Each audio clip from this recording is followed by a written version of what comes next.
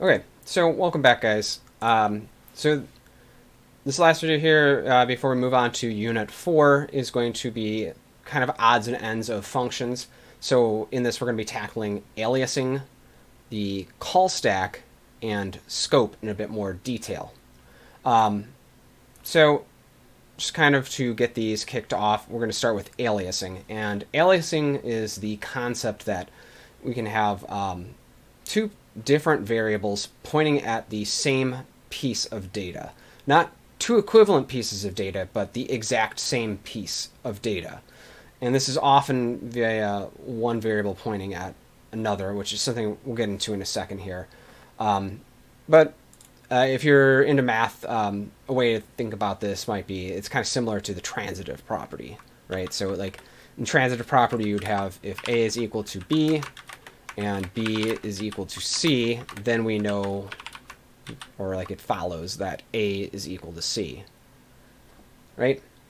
So I want to show you how this would work with a mutable object. So there's some differences here. So remember that mutability is this concept that an object can be changed after creation, whereas an immutable object cannot. So lists would be a mutable object, and that's what I'm going to show this off with. So I'm going to start out by, I'm going to create my list is equal to 1, 2, and 3. And then I'm going to create another variable here, and I'm going to just call this variable alias and set that equal to my list. Okay, so I'm going to print these guys out. Okay, print this guy. All right, so at this point, we're going to run this, and the expected result here is going to be that we have two things that are basically the same thing, right? So this is where aliasing gets kind of weird, right? So what happens now if I say my list dot append, and I'm going to put 4. Okay, let's copy and paste these two guys, and let's rerun this. So both of these, so like right up here, we have before this append, and they're both 1, 2, 3, 1, 2, 3, and that's kind of what you'd expect, right? And then we append 4, and now after that, these are 1, 2, 3, 4, 1, 2, 3, 4. So that happened to both of these. So to kind of talk about what's going on here, this window will not come over. So let's kind of draw this out, right? So where's text? Okay. So I want to say, here's my two variables, right? So I've got my list, and down here I have alias. Right? Yeah. Okay. And over here I have my data of 1, 2, and 3. Okay. Let's just move this a little more centered.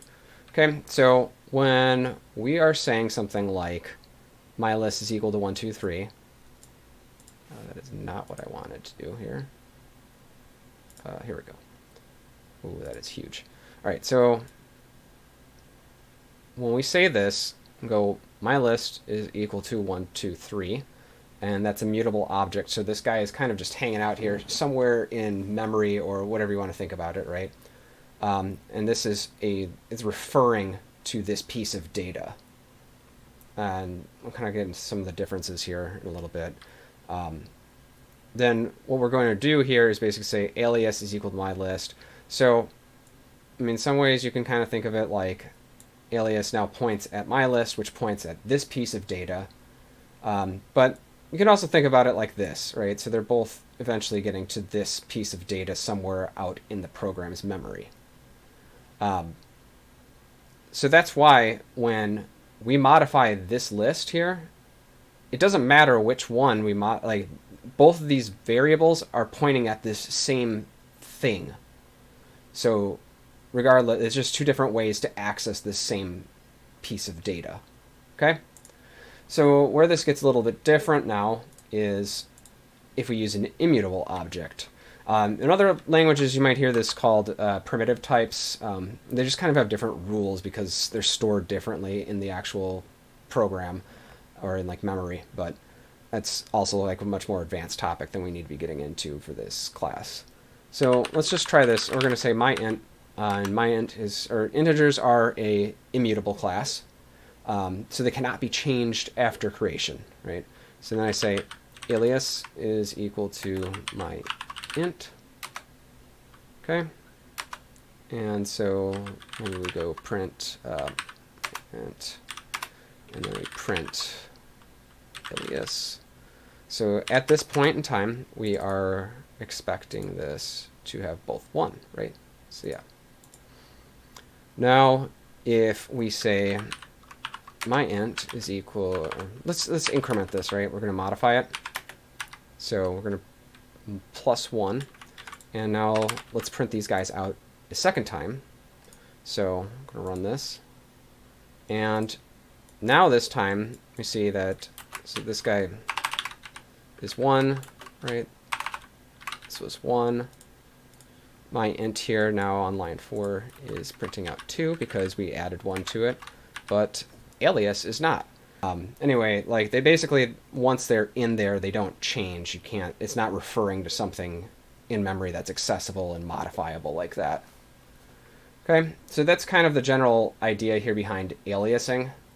So let's talk now about the call stack. So the call stack is going to be this thing of every call that we've made to other functions while we're waiting, like when they get blocked, basically.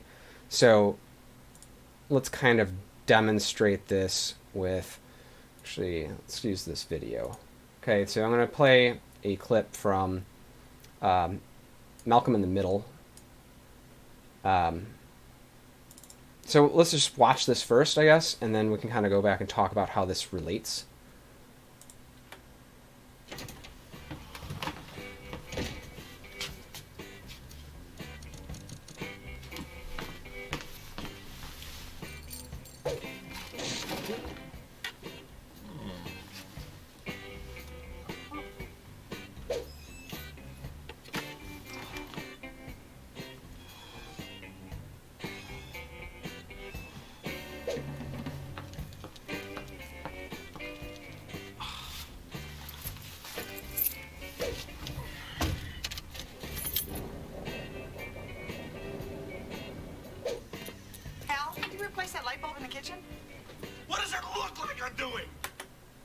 Okay, so let's kind of go back and watch this again. Basically, the idea here is that if Hal was the program that we're running, he's going through these different tasks. So the very first thing he's got to do is he flips this light switch and sees that the light doesn't come on, which is kind of like an if statement. So like if this expected output doesn't happen, then we need to go and do something else, right?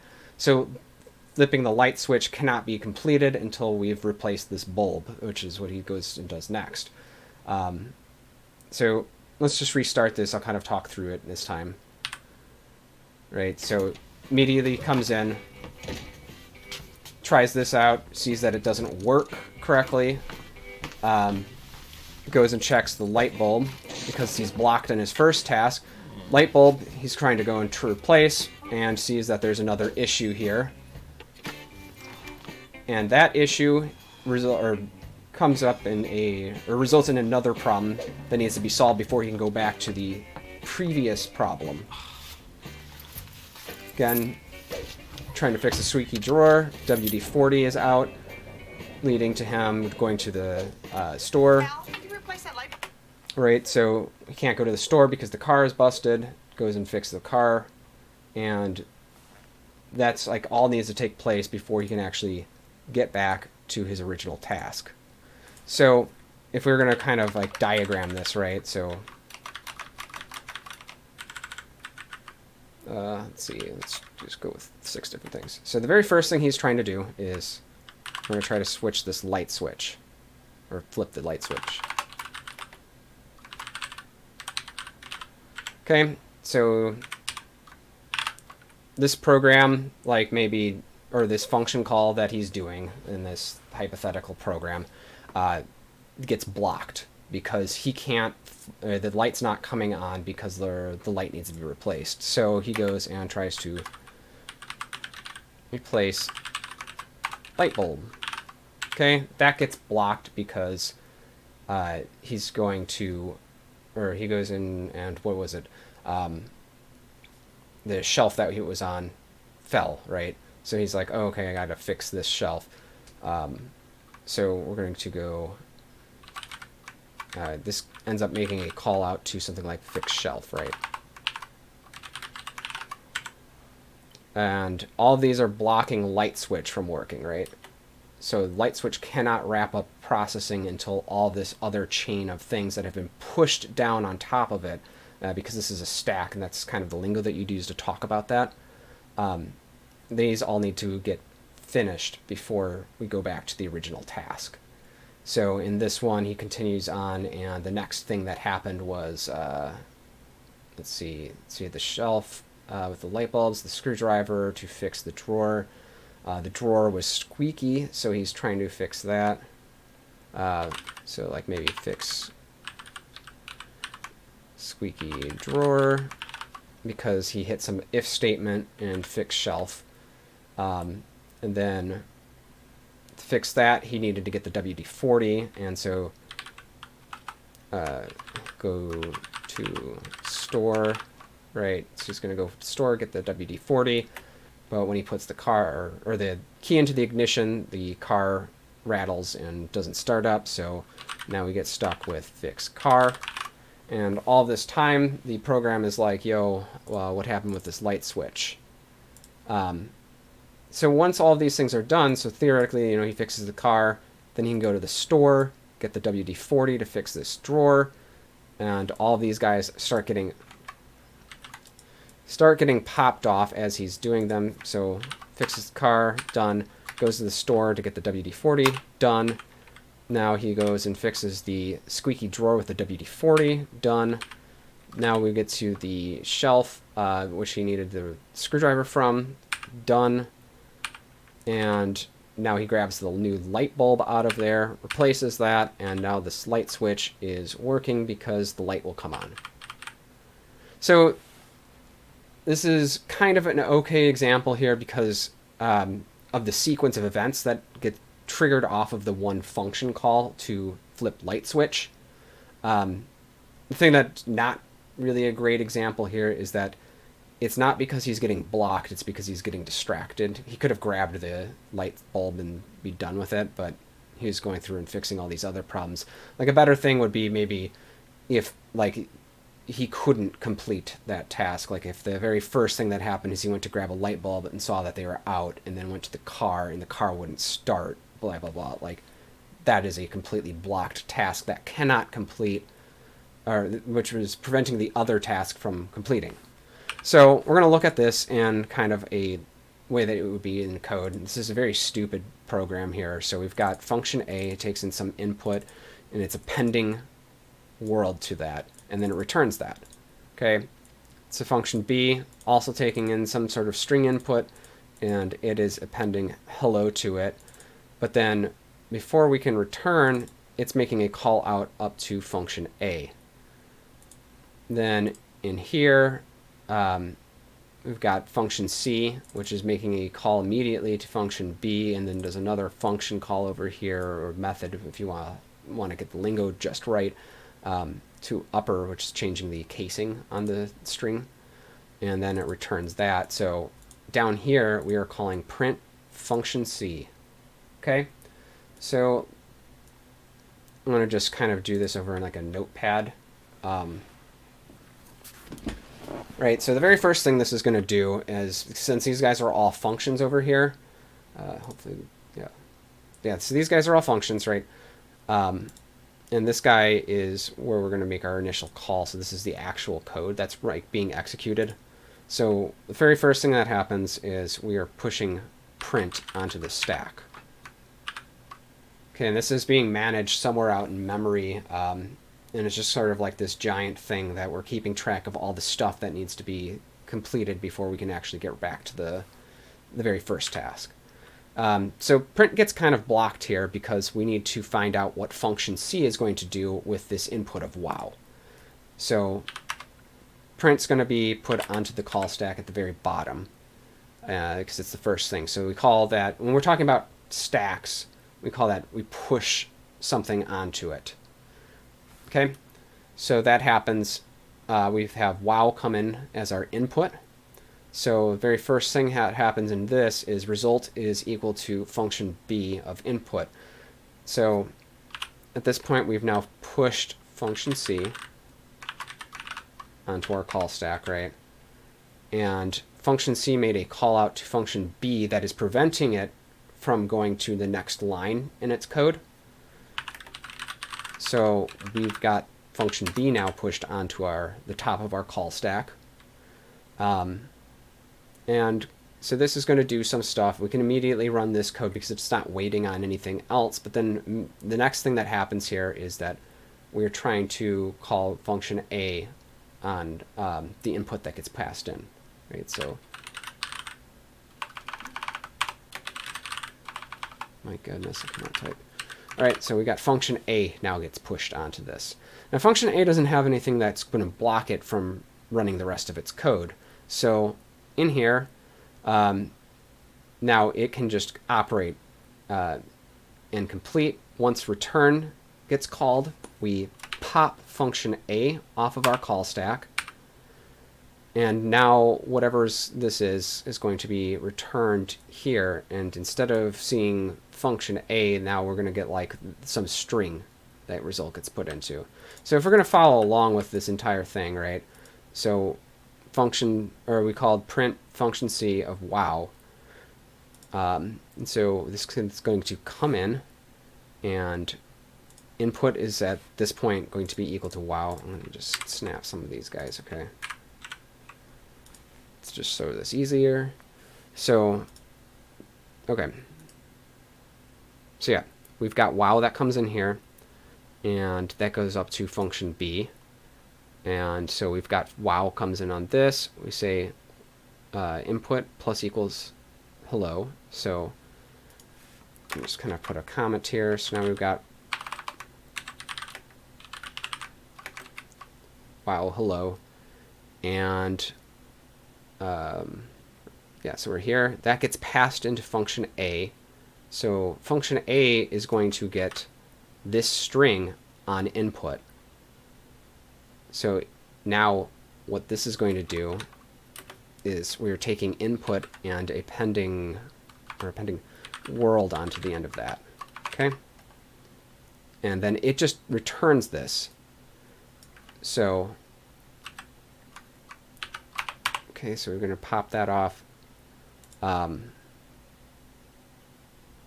yeah, this would be like saying now instead of this, we are just going to say result is equal to that. Okay? So now this is going to come back in and return result, which means that function b gets popped off of the top of our stack, which is, that's just the word that they chose for this. So you have pushes and pops, right? And now we get back into function c, and it's going to proceed. So at this point now, instead of result equaling function b, it's now returned this entire string. So again, this is going to be like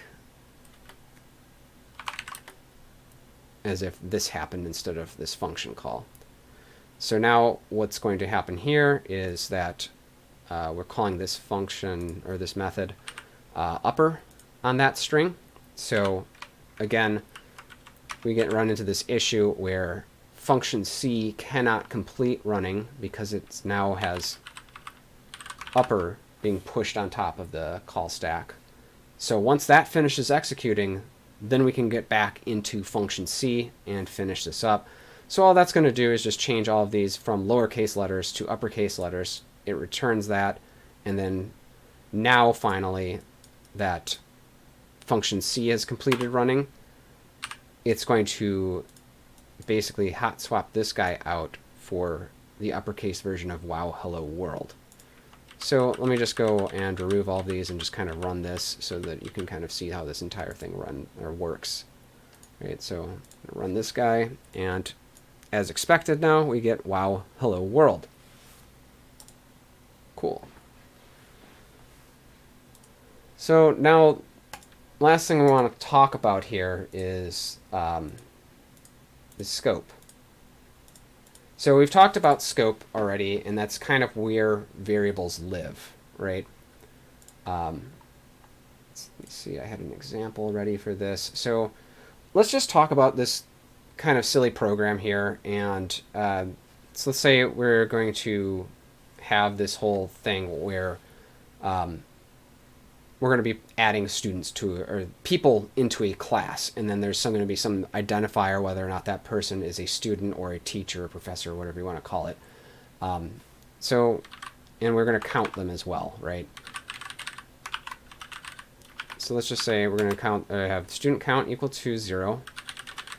Teacher count is equal to 0 because nobody's been added to anything yet. And class list is going to be a list that represents all the names of people in here, okay? So we're going to create this function, and we're going to call it add person to like roster or something, I don't know. Okay, it's going to take in a string, which is going to be name, and then whether or not that person is a teacher.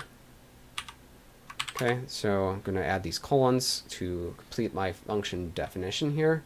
So we've got a function now, and it has 2 inputs, or right now these guys are parameters, but when you pass values in, they become, like the value would be an argument. So first thing we're going to do in here is say if they are a teacher, we're going to increment the teacher count, so plus equal 1. And then else, we're going to increment the student count. So, okay, and then we also want to add this person onto the class list. Yeah, so append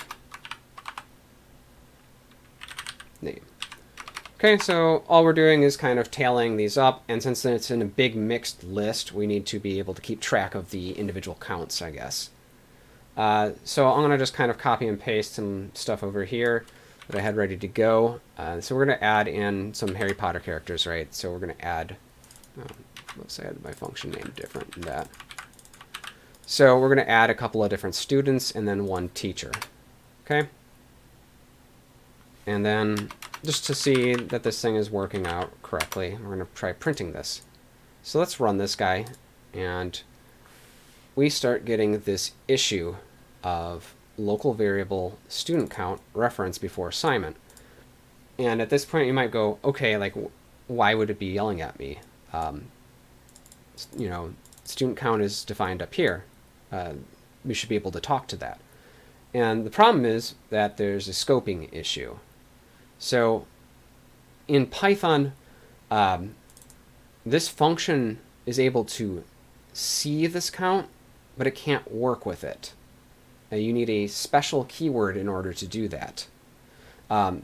So, like, just kind of demonstrate that, right? I can print out teacher count here, and I could print out student count. Okay, and if I ran this, that's fine. It can read those variables, but as soon as I start working with them, Python gets mad. And you'll notice there's going to be some oddity here too, because this ran without being mad about class list. And I'll talk about that in a second. So in order to get around this, basically, we need to say, or tell this function that there's not a local variable or something that's scoped to this that we're working with. We were trying to use this global version. So we need to put global in here and then say student count, or student count, and then put teacher count. Okay, and then, oh right, we should also probably do something like print students is blah blah. Let's kind of copy paste this guy, and oops. Okay, so let's just run this guy here. So now we can see that all these guys got added to the class roster, and we have a count of 3 students and 1 teacher. So basically, as soon as you create variables, they get scoped immediately to the place that they were created at. So these guys get scoped to the global scope because they are all the way over to the left in Python. So that's being viewed at the global level. Inside of here, stuff like this, these arguments or parameters that are getting passed in, those are scoped to this function itself. And then if I do something like, let's say I want to actually add something like, what if we would just add to these guys all what are an identifier, right? So I'm going to say temp name is equal to name plus dash teacher, okay? And in this one, temp name is going to be a little bit different, so it's going to be name plus student, right? And instead now of appending name, I'm going to append temp name. So I'm going to run this guy. Now we've got each one of these people also showing up what they are on our class roster, because we've inserted that name instead of just the name itself. And what happens now is that this variable, because it was created inside this function, it's scoped specifically to this function.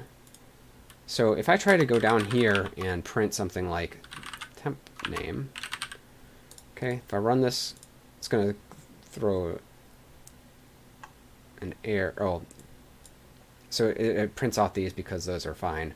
But once it get down here, then we get an error that gets thrown, right? And it says that this guy is not defined. And that's because it doesn't live outside of this function. It was created here, it died there, it's not part of our global scope. So the oddity here is class list. So I couldn't touch these guys, but weirdly, I can touch class list. And that has to do with that concept of mutability. So we aren't so for an integer, we are basically like nuking this value and replacing it with something else. So we add 1 to it, and that gets stored back into here. Because this class list is a mutable object, we aren't destroying it. We are going, like the value of this variable or class list stays the same. It's a place in memory, right? So when you do things like, what was it? I think ID for class list. Okay, if I print this out, right? So that was, actually, let's just print this out at a bunch of different places, right? So I'm going to say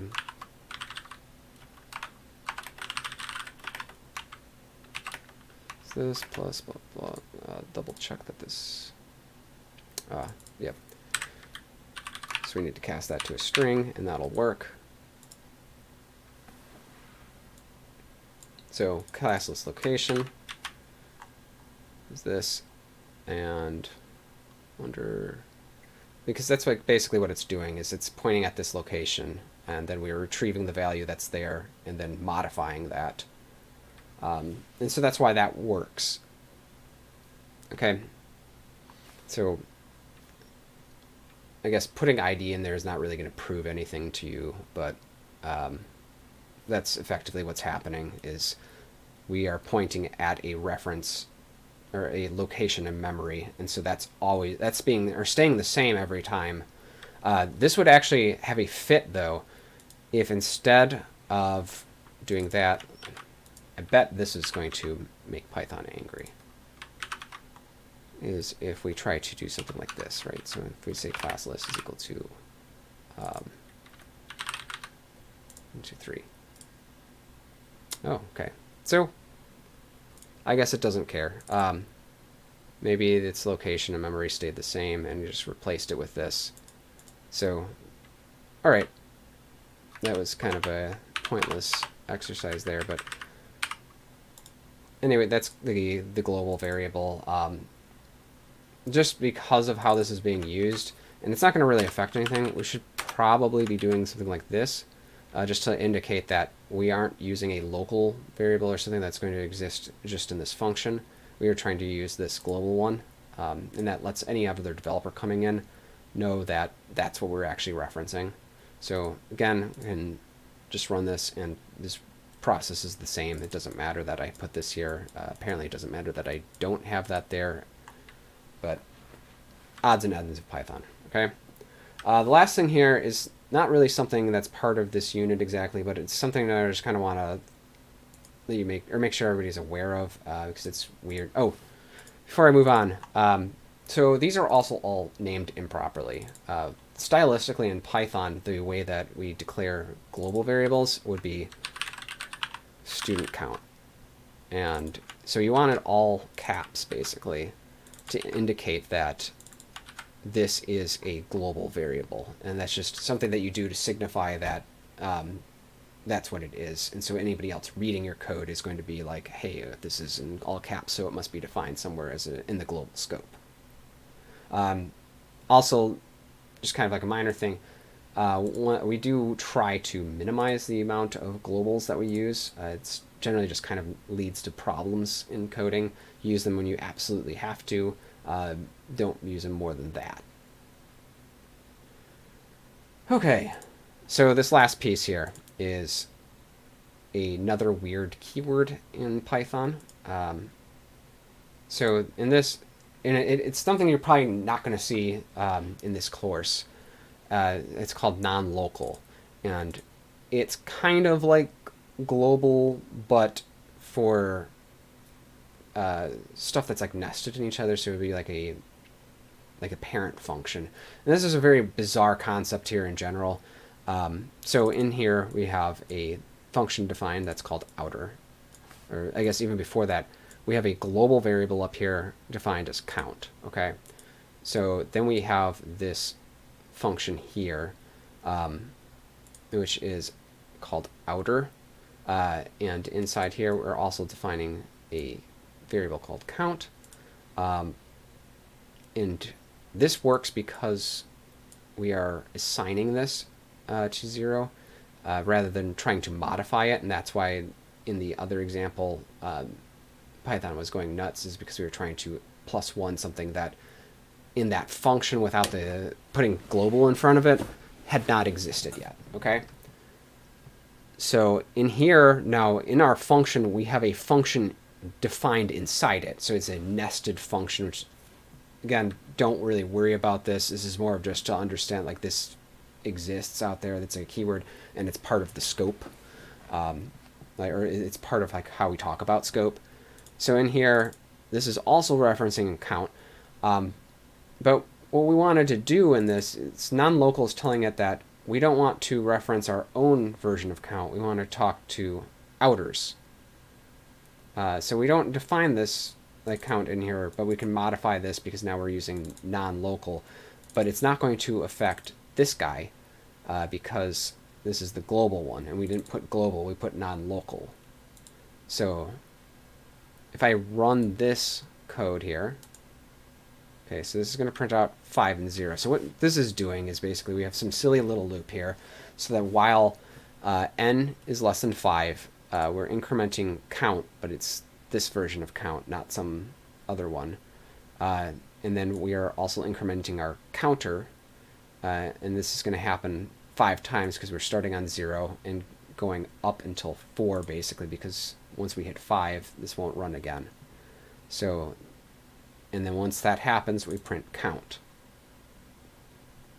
And then inside of outer, because this function won't run unless we call it somewhere, so at the end of this outer function, we are calling inner. So it's a really bizarre, weird thing. And then this guy here is referring to this count. And you can see PyCharm is smart enough to be able to tell me which one I'm referring to. Like if you notice here, it's highlighting all of these guys because I have this non-local keyword right here.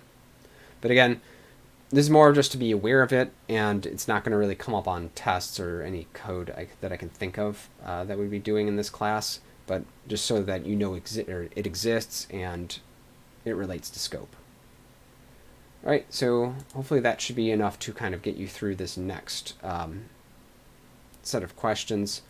And then beyond this, we're going to be starting the Unit 3 project.